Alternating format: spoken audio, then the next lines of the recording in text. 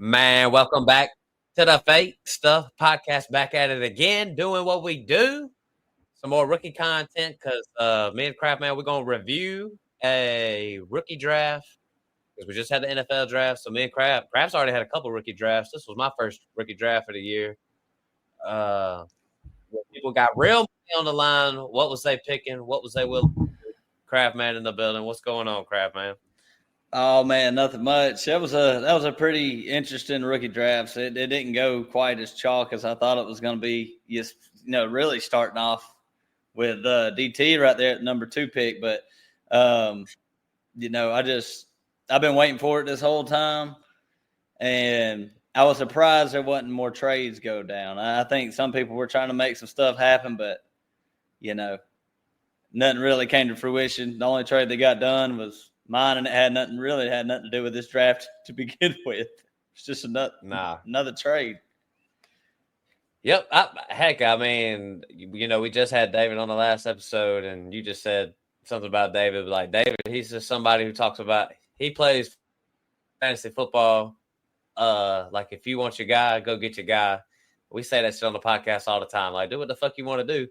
Heck, I wish David Thomas was on this episode tonight because he would definitely be saying the same shit because I just saw him do it in a rookie draft. I just saw him do whatever the fuck he wanted to do because I wouldn't have did what he did. We'll get into that in a little bit, but Craft Man, is there anything? Oh, I mean, can't go on any further without saying don't be a hoe. Share the motherfucking show. We say it every episode. All we ask is that you share the show, Craft Man. Anything you want to add to that? Yeah, just share the show like you said, and I'm ready to get into this. I'm ready to get into this rookie draft, man. It was a good one. Yep, man. We getting right to work tonight. Straight to business. I mean, the Craft Man business. Like, look at the 101. It was Ashton Genty. I felt like it was pretty much a given. Like, my only thing is I'm not saying I would have done this myself, but if I had the 101, I might would have shot to move back a spot or two, maybe depending on what was out there. But I mean, pretty much a given. You know what I'm saying, Craft Man? Yeah, I think this is the 101 in every single league, whether it's super flex, non-super flex. It seems, teams need running backs, so this is, once in like every 3 or 4 years, you get a running back prospect like this coming out. But I did send a trade for this after I got them first. I sent Zamil that them 2 26 first and 2 26 seconds, and he sent me back a laughing emoji. So, I mean, 2 26 first and 2 seconds. I felt like it was I don't feel like that's too bad for somebody we ain't seen play yet. That is true. It's just funny because he's been tanking and doing all that, and then if he would sell Genty already, I would be like, God damn, dude, push it back another year. I agree. He had so many picks in this draft too. It was like there was one point in this draft it was just like he's got the next 4 picks. I do want to clarify that this rookie draft right here is one of my main Dynasty leagues, but it's super flex, tight end premium. PPR, and the tight end premium is what, 1.5. Basically, your basics. Everybody's out there playing super flex leagues. It's your basic super flex league. But at the 102, bro, your boy done messed up again. But at the 102, Judkins, because we had DT on yesterday. I wish DT was on tonight, and it's like that one really did come out of left field for me. I know about going to getting your guy, but this is a situation. If I really like Judkins, I might would have traded back to the 104, 105 if I was really feeling that way, if I could have made it happen. But, it's like we say here at the Fake Stuff Podcast, man. Do what the fuck you want to do. Go get your guy. We done seen David do it. I done seen David do it for 3 or 4 years now. So this ain't nothing new to me. Seeing him at the 102. So, I mean, what were your thoughts about it, Crab, man? I mean, when I seen it, I wasn't like, oh my God, I can't believe he did that. It was just kind of like, okay, he likes him better than Hampton. I could see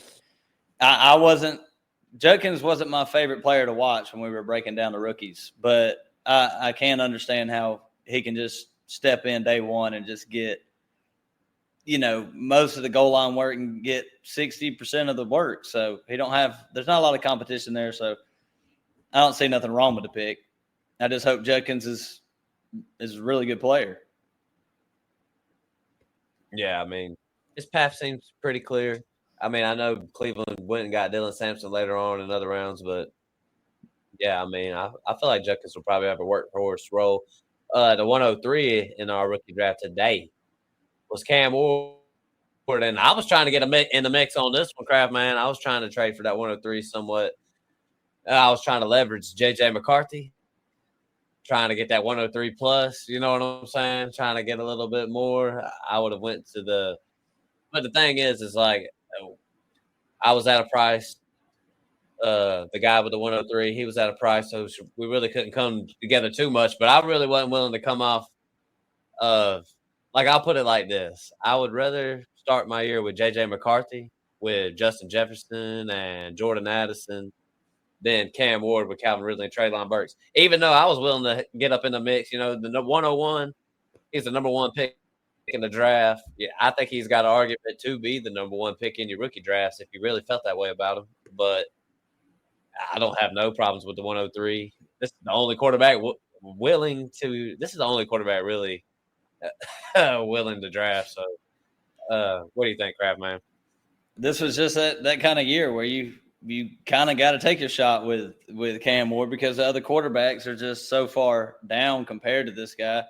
And, as far as the value standpoint goes, if Cam Ward goes out there and puts up some 20-point games to start the year, it ain't even got to be nothing spectacular. He's going to have crazy value throughout this season, even if he, if he pulls a Bryce Young his first year, he might lose some value. But if he just plays halfway decent as a good number 2 in your Superflex league, he's going to have a whole lot of value coming into next year. So definitely nothing wrong with it. Yeah. Got to think he has a long leash, you know what I'm saying? Like, we're talking about 4 years of starting football, 3 or 4 years, no matter what. So, pretty safe pick, really, in my opinion. But next one at the 104, Ted McMillan went. I like the pick. The only thing is, we'll talk about it because Hampton's next, but I would have taken Hampton over about 2 or 3 of these guys. So, but Ted McMillan, I don't mind. I know you took a little dig at whoever was at the 104. Will talk about Panthers wide receiver at the 104. I'm glad I ain't got picks. Heck, I mean, I'm with it. I mean, I actually like the landing spot, so I actually, don't mind the pick at all. I really ain't got nothing to say except for maybe he could have went higher. I thought the way this draft just shaped up, you know what I'm saying? It just, Ted felt like he might have been a little low, but I mean, I felt like it was a good pick. I mean, if you like the talent, which he's very talented, and yeah, I mean, it's just like the Panthers, DT said it last night. They've taken a wide receiver in the first round 2 out of the last 3 years and took one in the second, and with Mingo and Leggett, and they hadn't panned out to be anything. But Bryce Young did take a step up. It's just going to depend on if Bryce Young keeps playing better. But I don't like the fit mainly because it's the Panthers, and I don't feel like Bryce Young is a deep ball. He doesn't really succeed in that area of the field. I think he's more kind of tear you apart in the intermediate part of the field. So if he can succeed there, McMillan, that is, like he should be just fine and have a lot of targets. Would you have taken Hampton over McMillan? Yeah, I would have. What about? I would have taken the Hunter? guy I took in the second over McMillan, but Hunter, probably not. That one's kind of risky. So Ted McMillan, like, I'm just wondering how low is he for you? Like, he's not off your board, but I'm just saying, like, where's that point where you really like him? You like him over Trevion Henderson? No, I would have took Henderson above Hampton and Judkins. So I like Henderson. Henderson's my number 2 running back in the class. And so it would have probably been around. I think I'd have took Golden. I would have taken. I like Jaden Higgins, man. I like the landing spot. So yeah, you ain't lying though. I mean, I like it too. All right, well, shoot, man. Crabman not big on Ted McMillan, but this was the one best value in the draft. Amarion Hampton.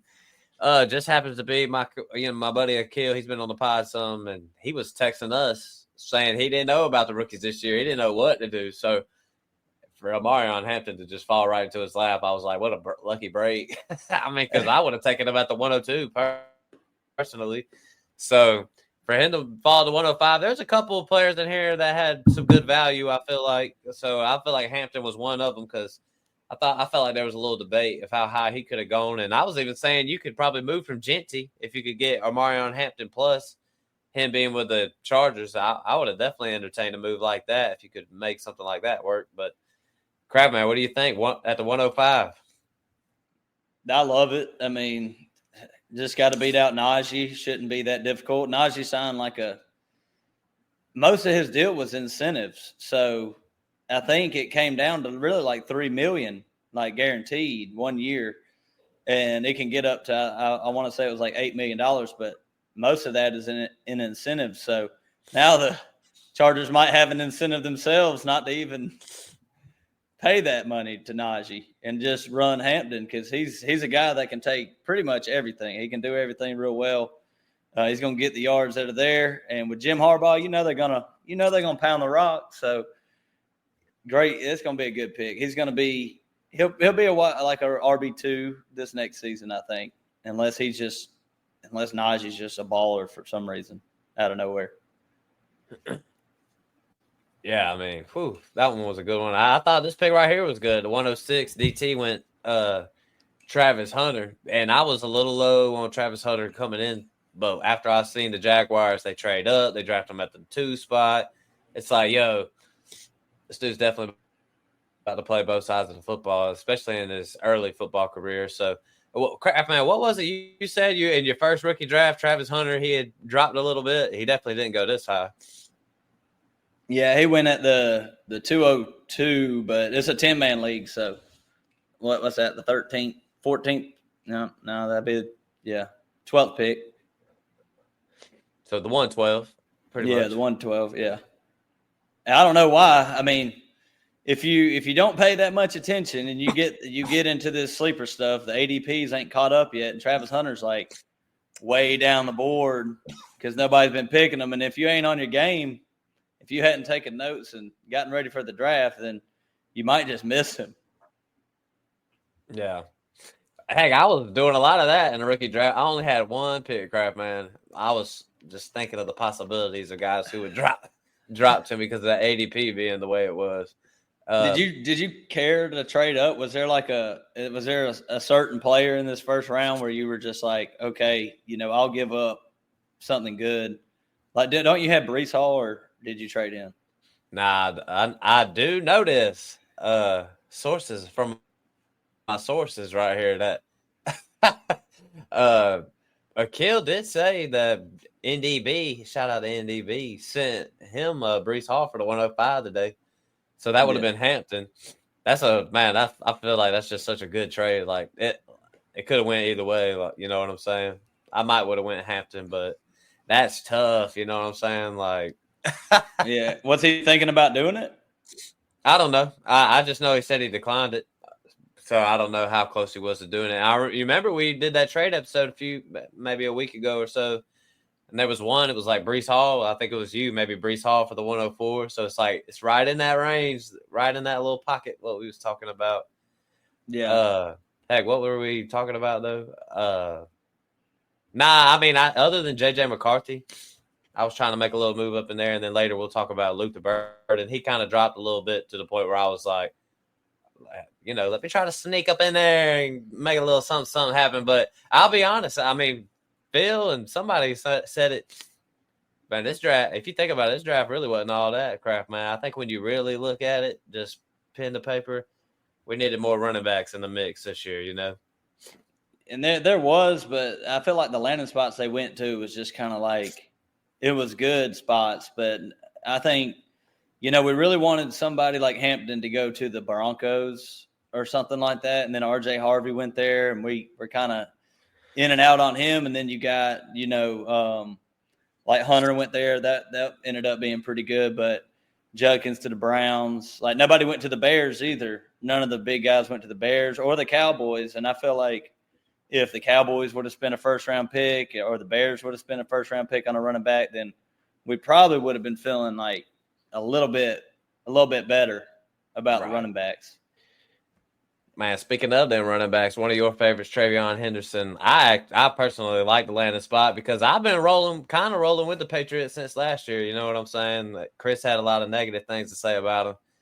I could never get on board to that extent. You know what I'm saying?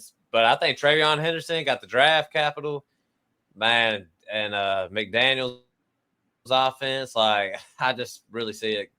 I feel like this is going to work out pretty good. I think Drake May is going to be slinging it to Henderson a lot. And if you think about it, they don't really have any good wide receivers as it is. You know what I'm saying? So it's like, you know, Henderson's about to really be in the mix. So we're talking about Judkins going at the 102. I mean, I would have taken Henderson over Judkins. You know what I'm saying? And he's going at the 107 in this draft.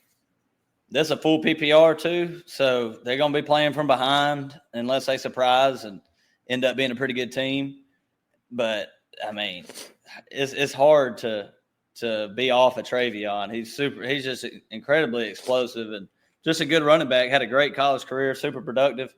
And he's going to get all them dump offs, man. It's going to be like a little Alvin Kamara type action over there for a while. And new coaching staff, like they don't have any pass with Ramondre Stevenson. They don't have to run him. They can just use Henderson. Right. So this was still pick, in my opinion. Yeah. Yeah, I'm with you. I mean, there was a good value on this one as well. Not really much to say. I feel like we're both on board with that one. The next one was Emeka Egbuka. And look, man, I want a preference when we're doing this Dynasty draft right here. Our boy's Emil.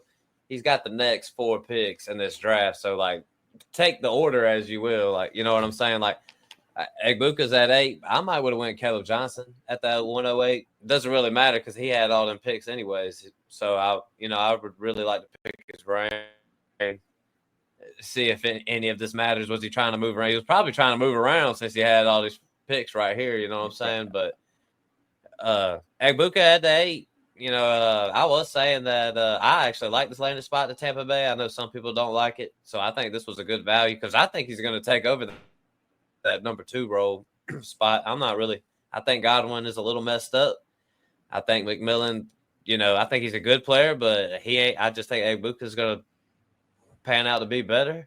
So at the 108, I feel like this was pretty good. This was like one that I had already said his ceiling ain't going to be high.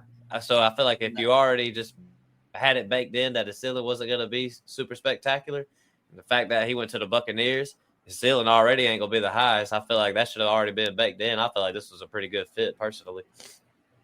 Yeah, I'm with you. It's just you might have to wait a year. I mean, if Godwin does come out and he's still playing pretty good, I still think Godwin's going to be playing first week.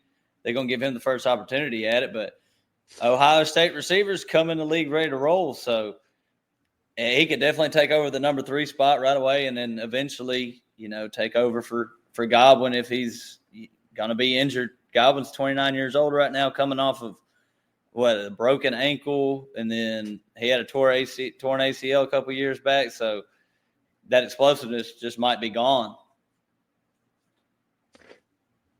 First tight end off the board, tight end premium, Colston Loveland. Listen, I like the draft capital and all that, but you know how it is with tight ends. I mean, I really don't even know what it's going to look like in Chicago. I mean, Cole Kmet can still go out there and do what he does. You know what I'm saying? Like, yeah, really. So, I mean, I like it for the Bears as an offense as a whole. Z probably had a tight end need to fill it anyway. So why not get the best receiving one in a draft? You got all these picks. So, I don't – what do you think, Kraft, man? I mean, 109. He goes ahead of Tyler Warren. I mean, I've already kind of made my peace with Tyler Warren. Like, I don't really want him. So – not really. So I don't mind the pick. Yeah, it's Ben Johnson coming over there. Well, I was wondering, during the first round of the NFL draft, like, is this guy going to go out and get his Jahmyr Gibbs, or is he going to go get his Sam Laporta? And I thought Henderson had a very good shot of going there at that pick that they picked, but I guess they went with the tight end. Maybe it'll help Caleb Williams' progression a little quicker. Maybe he'll progress more, but I think Loveland's going to come in and he's going to play a pretty significant role catching the ball at the beginning of the year. Ben Johnson's going to look for ways to make it easier on Caleb Williams, and using the tight end might be the way to do it. Right here, the 110. I was definitely paying attention to the 109, 110, 111 range because me and Craftman are in the league, and we got the 110 in the league. And I would be perfectly fine if Caleb Johnson fell to us at the 110 in a rookie draft.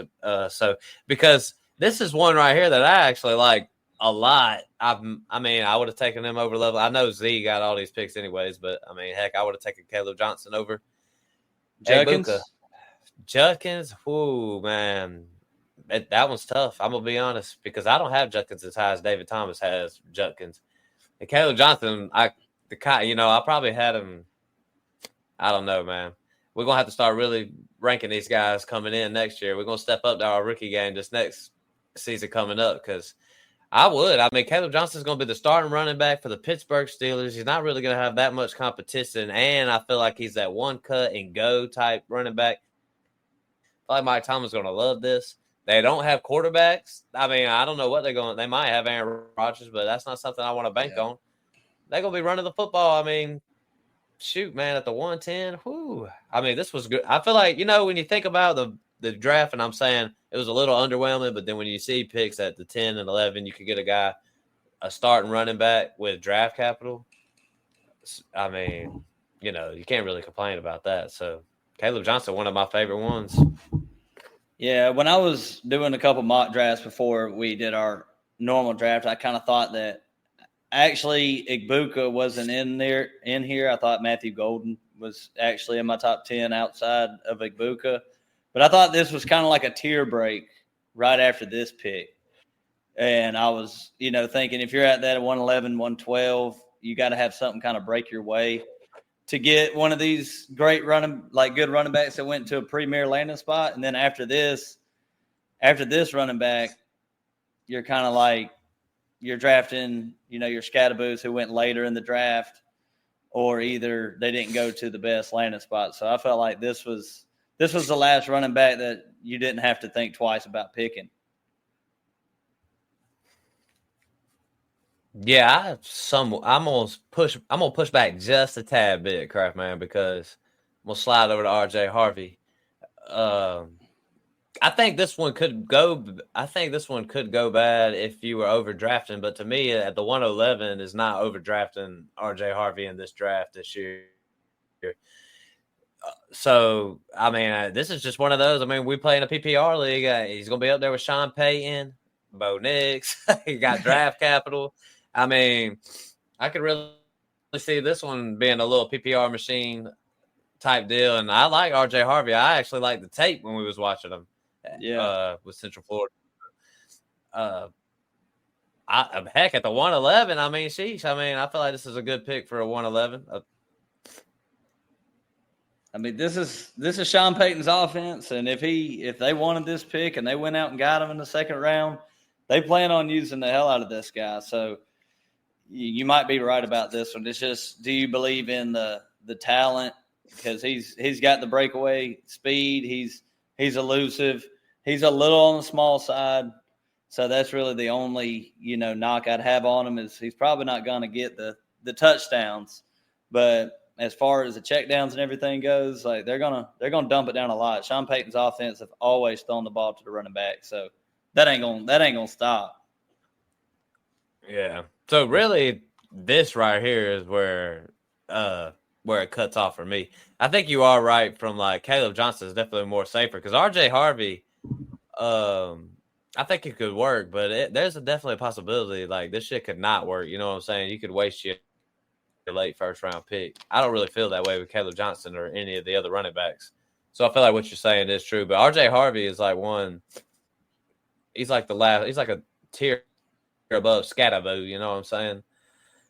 Maybe. To me. just because of draft capital purposes. But heck, for let's just safety reasons, yeah. yeah. But look, I want to give compliments to this pick right here just because it reminds me of last year. Bo Nix, people weren't high on Bo Nix. Bo Nix went at the 201 in our rookie draft. It's kind of the same thing right here. I'm not really high on Jackson Dart or anything like that, but he does go to the Giants. A little bit of a rushing upside, a little sneaky rushing upside, but at the 112, I mean, this is a good pick. I mean, like Fluxfield, he's won the championship in this league before. The dude definitely gets a quarterback with first round draft capital with the 112. I feel like you cannot complain with. Yeah, it really don't even matter what you think about Jackson Dart. Like if he gets drafted in the first round in the NFL draft, they're gonna play him. But my question to you is who's the starting quarterback for the Giants in week 1? Is it Russell Wilson? Yeah, I think it's for sure Russell Wilson. Do you think Jackson Dart is going to be like we're competing with Jameis, or do you think it's like Jameis is the third, and it's if anything, if Russ starts playing bad, is Jackson Dart just going to – do you think we see Jackson Dart by, say, week 8 of this season? Yeah, I think it's going to be the same old situation. Russ is going to come in. He might throw a couple bombs first couple weeks. Then it's going to fade away. They're going to be losing. Then they're going to go to Jackson Dart. Winston ain't going to be in the mix. I mean, it's just – I do like – you know what? DT didn't he was saying he don't really like the pick, but I do admire the Giants for going out and building your quarterback room, I say it all the time that you should. I mean, last year, think about what their situation was. Now this year, you got Winston, Russell Wilson, and Jackson Dart. I mean, that's way better than what you was looking at last year. So, but that's just some NFL talk. But yeah, I mean, I feel like we're definitely going to see Jackson Dart, no matter what. Probably halfway, whatever you say, whatever you want to say, but we'll see him. Yeah, I just want it's kind of sucky a little bit if you got Neighbors because the starting quarterback, I would say I would rather have Jameis and Jackson Dart probably in there before I would Russell Wilson throwing the ball to Neighbors. Definitely Winston, no doubt. I'd rather have Jameis in there chunking that thing to him, but I don't know. I don't know how it's going to look for Neighbors this coming year, especially with Russ. I mean, Russ kind of sucks. Yeah. Now, let's just slide over to the second round. We'll get through these a little bit quicker, but your boy, Matthew Golden, listen, I've already said it. I've had my, things to say about Green Bay Packers and what they're doing, but you have 201, you get a wide receiver with first-round draft capital. I mean, what are you going to say? I mean, this really is that. I mean, I know we're going to get to Jaden Higgins, but, I mean, I look at our next 2 picks, and it's like Matthew Golden's a way better pick than, 3 of these next 4 picks. You know what I'm saying? So, yeah. So Z comes out on top with another wide receiver. I mean, I'm gonna have to take a look at Z's team. All them years of losing, but I guarantee you that team's loaded with some young talent by now. You know what I'm saying? Yeah, I was thinking about sending him, Jaden Reed in like a second for this. I think I actually did. Then I withdrew it, but I just, I like Matthew Golden, and it's the same thing I did last year drafting Ladd McConkey in my other rookie draft. Like I picked these players. I don't even think it's that much bias. The Packers are a better team than the Panthers with McMillan, and I like Matthew Golden better than McMillan as just a pure receiver. The more I got to watching it, so it was like, I thought he should have. I don't mind him getting picked right here. I don't think he slid too far or anything, but I would have taken him over Igbuka and I would have taken him over McMillan. But other than that, I think he went probably where he's going to go in most rookie drafts. It really just depends on if you want to go get your guy or not with him. Right. And I feel like there's probably is a lot of going and getting your guy with Matthew Golden because there was definitely a lot of hype coming in. And once he got that first round draft capital, 202 was Cam Scatterboo. Listen, I like Scatterboo, and I think, it is realistic that this dude comes in and starts taking over that running back role. I don't see why not. I mean, it's just Tyrone Tracy in front of him. And Tracy was doing good last year. There ain't no doubt about it, but I can definitely see Cam Scatterboo coming up in here. Couple guys, I would have taken Higgins over Scatterboo. Probably Trey Harris and Luther Burden over Scatterboo, and I ain't even really that high on them guys. And I'm not saying I'm low on Scatterboo, but he still is a running back with day 3 draft capital. So, just draft capital to me is like number one. You know what I'm saying? Like I'm gonna take Trey Harris and Luther Burden with day 2 draft capital over somebody like Scatterboo. This one's hard because you kind of go against what all we say all the time, where it's like you don't get picked in day 2 as a running back. You know, you're not necessarily off my board, but I'm not picking you here. But Tyrone Tracy, like he's a certain type of running back who is mainly a pass catching running back. He got used between the tackles last year because they had to. I mean, you got Devin Singletary over there, so I mean, I really don't mind the pick. My cue when it came down to it, it was getting very slim because I had Scatterboo there, I had Matthew Golden, I had 4 guys, but luckily you can go to this next pick, and I was able to get Higgins because of this next pick, which I was super happy that Jalen Milroe went because he wasn't nowhere near what I was thinking. You know, I wasn't even – it wasn't like, oh, man, you sniped me. You sniped me with this one. It wasn't nothing like that. Nah, man. Wouldn't have did this pick, but, I mean, it is – he went to Seattle, correct? I mean, it is just Sam Darnold up in there. So, I mean, yeah, you never know. I mean, this could end up being a good one. Like, I could laugh at the pick all I want, but I'm not a fan of Jalen Milroe. But, I mean, he could go to the NFL and run him crazy for a little while. I doubt it. Motherfucker's trash, man. I would have definitely went Jaden Higgins. Yeah. Heck, I would have went about 4 or 5 guys. Milroe wouldn't even been on my board, especially in the second round. So, let's go over to another good pick, probably one of the best picks, because we was really starting to get down here to where it was like, who do you want at wide receiver? You know what I'm saying? Like, there's a couple wide receivers like Luther Burden, he kind of dropped, and I think Trey Harris will be solid, you know, but Jaden Higgins, though, at the 204, that motherfucker Kraft, man, dude just wins again. But this is a good pick for sure. Well, I mean, what I'm hoping with him, I just really like this tape. I think he's good in all areas of the field. He reminded me of like Keenan Allen. Like he's a taller, bigger receiver, but he's not Nico. He's not a deep threat like Nico is. So I feel like he's going to fit in. They can put him in the slot. You know, you got Christian Kirk there. You know, he's whatever at this point. So my hopes for Jaden Higgins is hopefully he becomes at the very high end another guy named Higgins. But I don't know if it can. I don't know if it can get like that. But I could definitely see like a Devontae Smith type fantasy outlook for Higgins if he's as good of a player as I think he can be. Yeah. Talent, landing spot, the whole shebang, and to get him at the 204. He was one of those crap, man, where his ADP was super messed up as sleeper, where it was like, yeah, I hope everybody just starts missing on him. Like, me too. Me too. Next, though, Tyler Warren. Probably, I've said this, probably in real football, he may be the best tight end prospect. Fantasy football, I do not believe so. And going to the Colts really doesn't butter my biscuits. So, you know, tight end premium, you know, take a shot, but probably would have picked it just to put it, because we're going to get to like a real big tier break. I would have taken Trey Harris and Luther Burden over Tyler Warren, but then I would have taken Tyler Warren. Like I'm low on Tyler Warren, but that's where the cutoff it would have been for me, that 207 range right up in there. But, you know, what can you say? I mean, he could be a beast.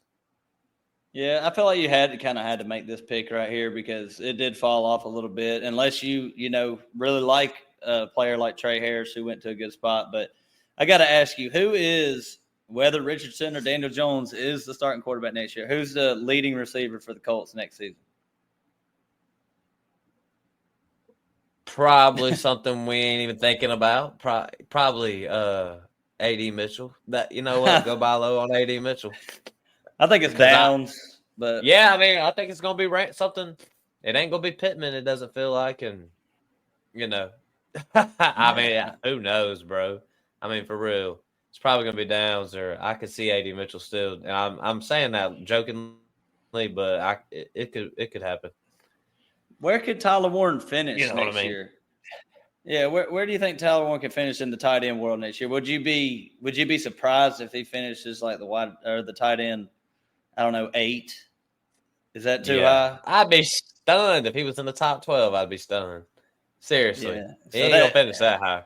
And the 12th, the 10th tight end, if that's going to be his ceiling next year, that's not going to be a year that you're happy with. Like, it's just going to be like, okay, I had a couple of decent weeks.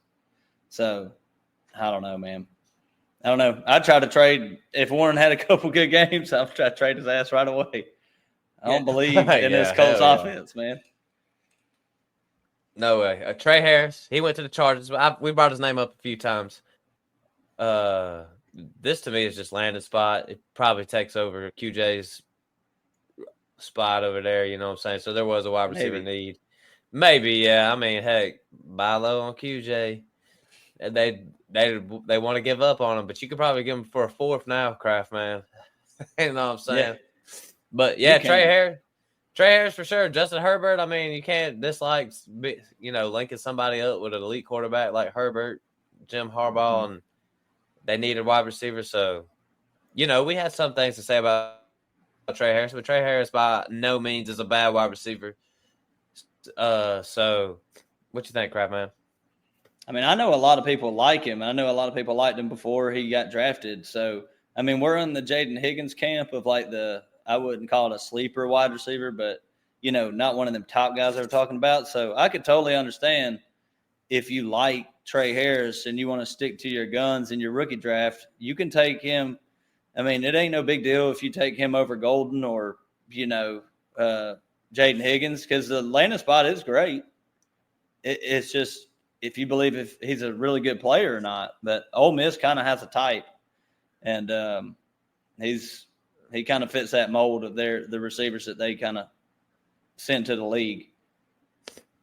All right. Right here, Crab Man. This is where it all ends. This is where the whole draft is over. After Luther Burden, really don't care about nothing else. And I was even getting in the mix. I mean, Luther Burden, some people were, real high on him. So it's like, he started dropping. I started, trying to ship out some offers real quick, see if I can get into the mix. But DT, he was the one we were making fun, not really making fun of him, but picked this guy at the 102. And here he is drafting him at the 207. I feel like DT really did overall have a pretty good draft. But this is pretty much where it ended. After this, I wasn't trying to make no moves. I was just ready for the draft to end after this 207. But, yeah, what you think, Kraft, man? I mean, DT didn't have a whole lot of great things to say about it, in our last episode about Luther Burden. So, but, I think it was just the end of a tier, and he had to make the pick. So, the talent's there with Burden, but, the pecking order in that offense is kind of to be decided after, they drafted Loveland and everybody else. So it's going to kind of be, I don't know who's going to be the leading receiver. I would expect DJ Moore. And then Odunze's a stud. So I just don't know where this guy slots in the pecking order. Yeah. I just think in general, the Bears offense is improving. So you just hope Luther Burden is part of it. But this right here was the back half of the second. Jack Beck, Mason Taylor, Shedeur Sanders, Ollie Gordon, and Devin Neal, 6th round. So we're talking about a guy that started getting real nasty. Listen, I ain't timestamping this episode, so if you want to check the draft board, I will link it down in the descriptions on YouTube and the podcast. Check out the draft board. But yeah, that back half of the second, that's where things started getting ugly. But 3rd and 4th rounds, Kraft Man, names that you want to bring up. I know I want to bring up the 301 pick. Schlug, what's his name? Schlock? Tyler Schlock? Quarterback. Tyler Shuck, yeah, Tyler Shuck, yeah. Listen, me and Kraft Man, we always talk about it. We really stay away from guys that don't have, if they're a quarterback, if they don't have that day one draft capital, you really want to stay away from him. I think Shuck is just in a little bit of a different circumstance because Shuck didn't. And here's if you're on YouTube, check us out. We got the Crap Man up, pulled up the board on for your ass. Shuck, he didn't fall to the second. He rose to the second. So it's like a little bit different, come out of nowhere. And plus, the New Orleans Saints, they're saying Derek Carr might not even play. So then it's like, damn, this dude has a pathway to start all of a sudden. So in your super flex leagues, 3-1s a middle, definitely had a good draft. That was a good pick. I like seeing taking a shot on those quarterbacks. Like I feel like in this league in general, quarterbacks is just undervalued. So the fact that he might actually get a player that plays, I mean, who knows? He might play a couple games. He ship him off for a second. I mean, that's a win. You know what I'm saying? So, I thought that was a good pick. Was there any more in the third or fourth rounds, Craft Man? Yeah, that's why I just went ahead and threw it up there. I drafted Ferguson there at tight end. Of course, I like my own pick, but as far as the tight end goes, I think he's got a good opportunity with a good offense. But I like Brashard Smith over there at Kansas City. Pacheco's coming off an injury. This is a good running back with receiving chops. So, he could definitely get used at the very beginning. And Kansas City don't really care where they draft a guy if he's good. So I could see him panning out. Kyle Williams, not bad. But as far as looking right, A.O. Manor, I wasn't touching that man with a 10-foot pole. He'd be on free agency right now. So, I mean, there's – and Jalen Royals, man, there's no way I'd take A.O. Manor over Jalen Royals going to Kansas City, and he barely even got drafted in this draft. So, Jalen Royals and Jaden Blue right there for Dallas. Will got him late. I don't mind that pick either. Nope, definitely got to, pick and choose back there. Yeah, you know how it is. Third or fourth round, you're really just hoping to get lucky. I mean, wasn't it last year? Big Dunk drafted Bucky Irvin in the fourth round or something like that. So you really you never know. You can hit or you can hit and gain you some value to sell a little bit later on. So yeah, for those out there in Doo Dynasty, this podcast was definitely for y'all guys. Two rounds. We've been in this league for 2 or 3 years or something like that now. So hopefully we'll send this to y'all straight up. But for everybody else that's not in that league, this is a super flex, tight end, premium, rookie draft where real money is on the line and what people was doing and making picks. Craft Man, that pretty much sums it up. I mean, anything you want to say to the good folks out there? Yeah, I mean, I know we were talking about our draft that we just did, but we were really I think we were trying to give some insight on where these players are going for your drafts that are coming up. So this is probably a little bit more beneficial than doing a mock draft, because this is real. This is a real league where people got money involved. So I just feel like if you're wanting to check out an episode and kind of see where these players are going, this will be a little bit better than us just sitting here doing a little mock draft, screwing around. You seeing where we can get players at. So agreed. And we do like to do mock drafts, but there is a little bit of trying to build your team, trying to make a splash move in a rookie draft. So you know how it is. People say stuff on their podcast and do this on Twitter, but it's like, what are you doing when real money is on the line? You know what I'm saying? Like, and those guys that are in like 20 plus leagues, like, what are you doing in your home leagues? You know what I'm saying? Like, would you make that move in your home league? I know you'd do it in your 17th league for a Twitter comment or something, but I want to know what you do. This right here, this is what we would really do. What happened today with DT, the Craft Man, everybody in this draft? People really do that shit. It's really like that. You know what I'm saying, Craft Man? Yeah, and I hate to put you on the spot right here, Matt. If you had to take your guess, third, fourth round, where these guys went, who can be this year's Bucky Irving? If you had to call your shot on just a sleeper running back this year, who's your guy? Well, it had to be the guy I drafted. San Francisco 49ers. Nah, Yeah. I'm not gonna say him because his path ain't as clear as there was one running back I was thinking about, Giddens. I seen that DJ Giddens, he's got to compete with Khalil Herbert, I believe it was, for the number 2 spot. I just think it'll be something random. Yeah, something random. JT's got a little bit of an injury history type deal, even though he just exploded in the fantasy playoffs last year. But something like that. I feel like it's something like no analysis is gonna give you that answer. It's just gonna be random at luck. Bucky Irvin had a path. You know what I'm saying? Jaden Blue got a path. Jaden Blue got a path. You ain't lying. He does got a path.